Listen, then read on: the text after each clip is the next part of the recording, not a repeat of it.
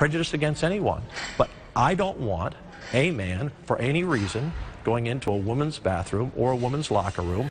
That was Lieutenant Governor Dan Patrick back in April, setting up the stage for the Texas legislature to take up a controversial bathroom bill this coming session. But now businesses across the state are banding together to tell lawmakers they don't want the same problems in Texas that happened in North Carolina. After that state passed their law legislating people had to use the bathroom of the gender they were born with, a number of high-profile businesses left the state in protest. They felt it unfairly targeted transgender people. Tonight, KXAN's Leslie Rangel talked to an Austin business hoping to send a message. I don't want anyone to think at any time that they're not welcome in our pub for any reason. Steve Basil is managing partner at B.D. Riley's Irish Pub on 6th.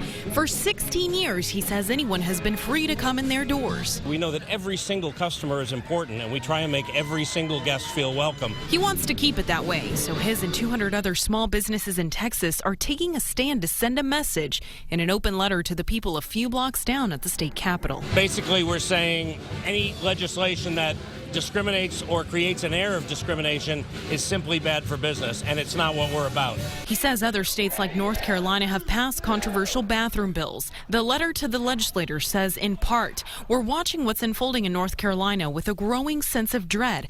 Experts put economic damage from the discriminatory HB 2 law at $395 million and rising. If we move ahead with legislation such as Lieutenant Governor Patrick proposed, that to me is at least misguided, if not intentionally discriminatory. That remains to be seen, but for now, this business owner says his doors will be open for every person willing to walk in. We're about being a friendly Irish oasis, and we want that to be open to everyone. In Austin, Leslie Rangel, KXAN News. Keep in mind, Texas is already locked into a legal battle on this issue with the White House. This month, a judge ruled school districts nationwide could ignore President Obama's guidelines on allowing transgender students to use the bathroom of their choice. And one of the businesses signing on board against the bathroom bill is locally based Alamo Drafthouse. Earlier this year, that chain announced they were going to redesign their bathrooms for their chain going forward. The design would be gender neutral.